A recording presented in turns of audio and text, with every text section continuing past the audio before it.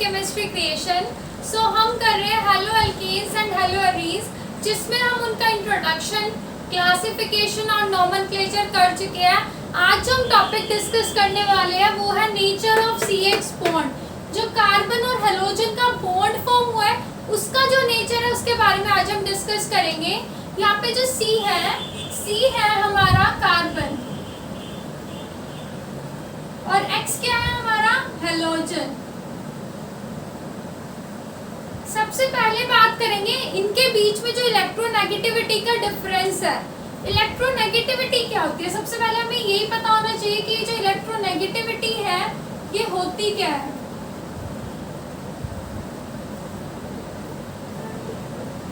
Electronegativity होती है जो बॉन्डेड इलेक्ट्रॉन्स हैं उनको अपनी तरफ अट्रैक्ट करने की जो पावर होती है। To attract bonded electrons towards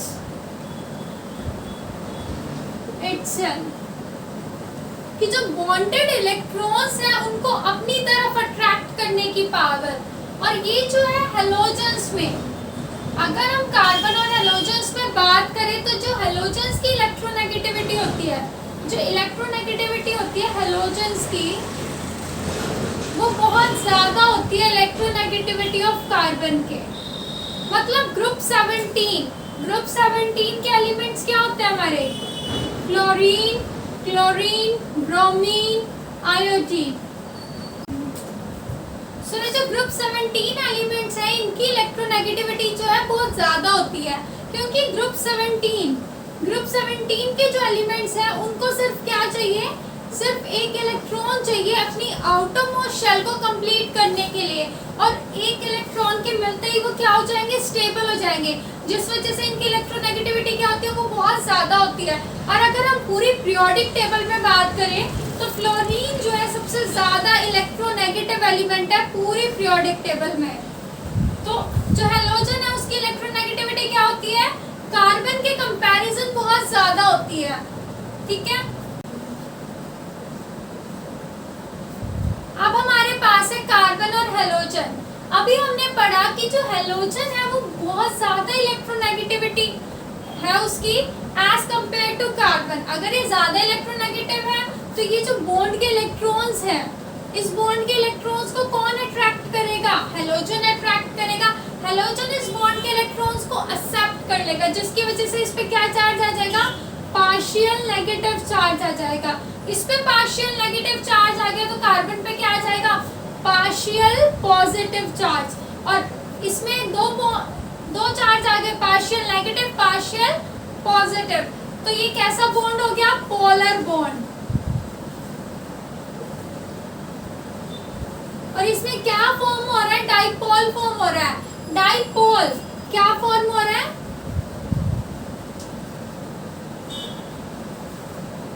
dipole form हो रहा है क्योंकि इसमें दो पोल हैं, एक तो positive and second one is negative.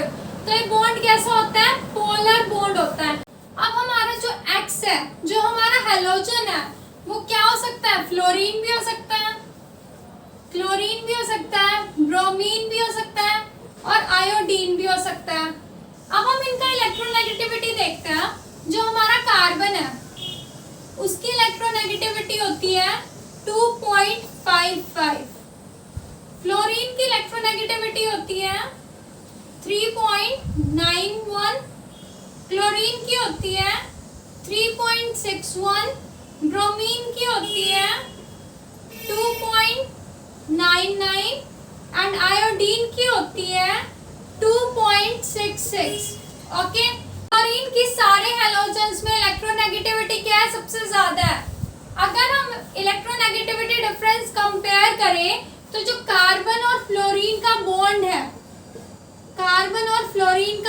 है, इसमें जो कार्बन है और फ्लोरीन है उनकी इलेक्ट्रोनेगेटिविटी डिफरेंस क्या है? सबसे ज्यादा है as compare to carbon chlorine bond, carbon bromine bond and carbon iodine bond. तो कार्बन और फ्लोरीन की इलेक्ट्रोनेगेटिविटी डिफरेंस क्या है? सबसे ज्यादा है। सबसे ज्यादा इलेक्ट्रोनेगेटिविटी डिफरेंस होने की वजह से इनकी जो ये बॉन्ड क्या होता है, मोस्ट पोलर होता है। क्या होता है, most polar, because of higher electronegativity difference, electronegativity difference. So ये था हमारा नॉर्मल एक introduction about nature of carbon halogen bond, कि जो कार्बन और हैलोजन का बॉन्ड होता है वो कैसा होता है, पोलर होता है। और इसमें डाइपोल फॉर्म हुआ है, एक तो partial positive and second one is partial negative. और हमारा एक्स जो है फ्लोरीन, क्लोरीन, ब्रोमीन, आयोडीन हो सकता है। अब फिर हमने देखी उनकी इलेक्ट्रोनेगेटिविटी, और जो कार्बन और फ्लोरीन बॉन्ड था इसमें जो इलेक्ट्रोनेगेटिविटी डिफरेंस था वो सबसे ज्यादा था, जिसकी वजह से ये बॉन्ड क्या था, सबसे ज्यादा पोलर था। ओके, अब हमारे पास कुछ पैरामीटर्स हैं। First one is bond length. Bond length होता क्या है, सबसे पहले average distance between nuclei of two bonded atoms in a molecule. एक मॉलिक्यूल है जिसमें दो एटम्स क्या है, एक दूसरे से बॉन्डेड है, उनकी जो न्यूक्लियाई के बीच का जो डिस्टेंस होगा वो क्या है, हमारा बॉन्ड लेंथ। लाइक एक एटम ये है, एक एटम ये है, इसकी न्यूक्लियाई ये है, इसकी न्यूक्लियाई है, तो ये जो डिस्टेंस है ये क्या है, इसका बॉन्ड लेंथ। अब हमारे पास है CH3F, CH3Cl, CH3Br, CH3I। इनमें किसका बॉन्ड लेंथ सबसे ज्यादा होता है और किसकी बॉन्ड लेंथ सबसे छोटी। अब देखो, हमें पता है फ्लोरीन का साइज सबसे छोटा होता है, इधर मिथाइल ग्रुप सेम है, इधर फ्लोरीन है, फ्लोरीन का साइज जो है सबसे छोटा होता है, क्लोरीन का उससे ज्यादा, ब्रोमीन का उससे ज्यादा, आयोडीन का सबसे ज्यादा। मतलब डाउन द ग्रुप जो साइज है, एटॉमिक साइज है, वो इंक्रीज हो रहा है। इसका साइज सबसे ज्यादा है तो इसकी बॉन्ड लेंथ क्या होगी, सबसे ज्यादा होगी। तो CH3I, इसका बॉन्ड लेंथ क्या होता है, सबसे ज्यादा, हाईएस्ट बॉन्ड लेंथ।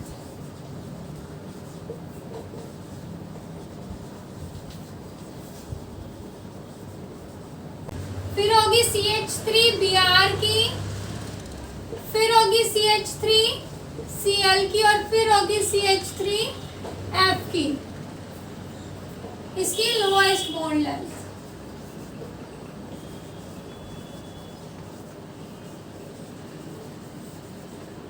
ओके, सो ये था हमारा फर्स्ट पैरामीटर कि ये जो बॉन्ड फॉर्म हो रहे हैं इनमें जो सबसे ज्यादा बॉन्ड लेंथ किसकी होगी और सबसे कम बॉन्ड लेंथ किसकी होगी। अब हमारे पास जो सेकंड पैरामीटर है वो है bond enthalpy.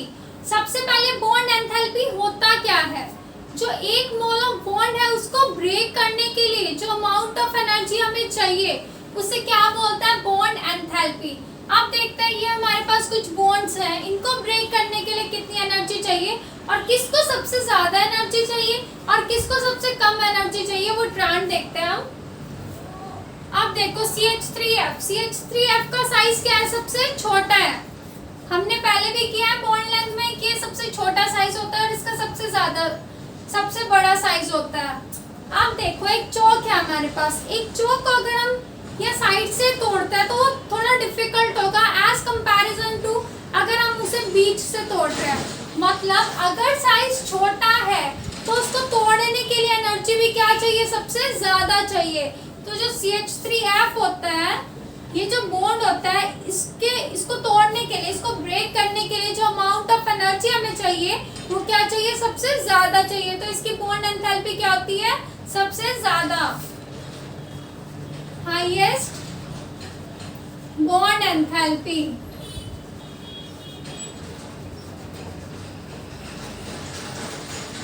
Then CH3Cl, then CH3Br, then CH3I, इसको क्या चाहिए, lowest bond enthalpy.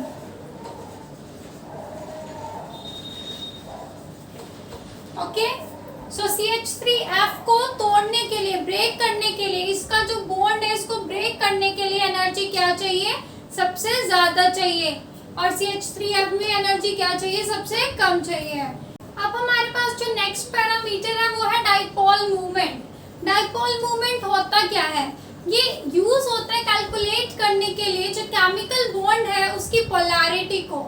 It is used to calculate polarity of chemical bond, कि जो केमिकल बॉन्ड फॉर्म हुआ है उसकी पोलैरिटी कितनी है, वो कितना पोलर है, उसको कैलकुलेट करने के लिए क्या यूज होता है, dipole movement. Dipole movement mu से रिप्रेजेंट होता है और इसका फॉर्मूला होता है Q इंटू डी। Q होता है हमारा जो चार्ज है यहाँ पे, और जो D होता है वो होता है डिस्टेंस, उनके जो बीच का डिस्टेंस है वो। अब अगर हम देखें इन सब बॉन्ड्स में डाइपोल मूवमेंट का कंपैरिजन, तो जो CH3Cl होता है उसकी सबसे ज्यादा डाइपोल मूवमेंट होती है, then CH3F, then CH3Br and last में CH3I। अब इधर एक्सेप्शन आता है कि जो CH3F है उसमें जो फ्लोरीन है वो सबसे ज्यादा इलेक्ट्रोनेगेटिव है as compare to chlorine, but फिर भी जो CH3Cl बॉन्ड है उसकी जो डाइपोल मूवमेंट है वो सबसे ज्यादा क्यों है, बिकॉज जो कार्बन फ्लोरीन बॉन्ड है इसके जो इनके बीच का जो डिस्टेंस है वो है 138 पिकोमीटर, ठीक है, और जो कार्बन क्लोरीन बॉन्ड है इसके बीच का जो डिस्टेंस है वो है 179 पिकोमीटर। यहाँ पे जो डिस्टेंस ज्यादा है, जो कार्बन और क्लोरीन बॉन्ड है उसमें डिस्टेंस क्या है, ज्यादा है, जिसकी वजह से जो इनकी डाइपोल मूवमेंट है वो क्या होती है, ज्यादा होती है। तो एक क्वेश्चन पूछा जा सकता है कि जो CH3Cl है और CH3F है उसमें जो CH3Cl है उसकी डाइपोल मूवमेंट ज्यादा क्यों है, बिकॉज जो कार्बन और क्लोरीन बॉन्ड है उसके बीच का जो डिस्टेंस है वो क्या है, ज्यादा है, उनके बीच का जो डिस्टेंस है वो है 179 पिकोमीटर, और कार्बन और फ्लोरीन के बीच का डिस्टेंस क्या है, 138 पिकोमीटर। सो ज्यादा डिस्टेंस होने की वजह से जो CH3Cl है इसकी डाइपोल मूवमेंट क्या होती है, ज्यादा होती है। सो ये था हमारा नेचर ऑफ CH बॉन्ड का लेक्चर। अगर इसमें आपको कोई भी प्रॉब्लम है आप मुझे कमेंट कर सकते हैं, मैं आपके क्वेश्चंस का रिप्लाई करूंगी। सो ये था हमारा टॉपिक। आई होप आपको मेरी वीडियो पसंद आई होगी, और अगर आपको पसंद आई है सो प्लीज लाइक करें and also subscribe to my channel and press the bell icon, so आपको मेरी हर वीडियो का नोटिफिकेशन मिल सके। Thank you.